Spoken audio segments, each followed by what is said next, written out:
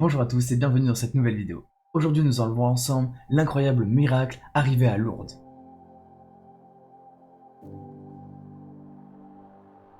En 1997, Serge François va perdre l'usage de l'une de ses jambes à la suite d'une opération chirurgicale. Condamné à vivre dans de terribles souffrances, il sent régulièrement une douleur partant du bas de son dos jusqu'à sa jambe, ce qui le paralyse et l'empêche totalement de faire quoi que ce soit. Il a des difficultés à marcher, il ne peut rien soulever et ne peut faire quasiment aucun effort. De plus, aucun traitement n'arrive à le soulager. Pendant plus de 5 ans, il va rester chez lui et se faire examiner. Seules de grosses doses de morphine parviennent à calmer ses douleurs. Mais comme il ne trouve pas ça très agréable, il limite donc ses prises. Petit à petit, sa vie va donc s'écrouler et il va connaître des moments très difficiles. Au point même qu'il avouera avoir pensé à de très nombreuses reprises à de mauvaises idées. Mais sa femme, quant à elle, ne perd pas espoir. Et le 12 avril 2002, elle décide de l'emmener en pèlerinage, notamment sur le pèlerinage de Lourdes.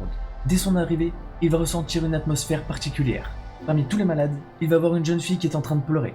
Et ne sachant pas pourquoi, il va décider de s'approcher d'elle et la prendre dans ses bras. Puis, il va la regarder droit dans les yeux et prononcera cette phrase qu'il ne reprononcera plus jamais. Vous savez, Marie, elle nous voit. Tout va bien, ça va aller. Après avoir prononcé ces mots, il va ressentir une douleur qui va traverser tout son corps et commencer à avoir une énorme migraine. Il ira donc s'asseoir pour reprendre ses esprits pendant plusieurs minutes. Serge François pense simplement qu'il s'agit d'un coup de froid mélangé à sa douleur habituelle. Il va donc prendre la décision de s'empresser de rentrer à l'hôtel. Sauf qu'une fois arrivé à l'hôtel, il va lui arriver un phénomène très étrange. Il va se sentir observé et entendre des bruits de pas derrière lui comme s'il était suivi. Il va s'arrêter plusieurs fois et se retourner pour s'assurer qu'il n'y ait personne qui le suit. Arrivé dans la porte de sa chambre, une envie irrépressible va le prendre. Il ne sait pas pourquoi, il veut absolument retourner au sanctuaire et va donc rebrousser chemin. À peine arrivé au sanctuaire, il va de nouveau ressentir des sensations très étranges, comme si sa tête se mettait à tourner, et cela pendant plusieurs minutes. Dès qu'il va reprendre ses esprits, il va demander aux personnes qui étaient autour de lui s'il avait fait un malaise ou quelque chose comme ça, car il ne se souvenait plus de ce qui venait de se passer. Mais les personnes qui étaient autour de lui affirment qu'il est resté debout et à regarder face à lui dans le vide. Serge, confus, va prendre la décision d'aller boire l'eau de la fontaine miraculeuse pour reprendre un peu ses esprits et s'en passer également sur le visage. C'est à ce moment-là que cette douleur fulgurante revient.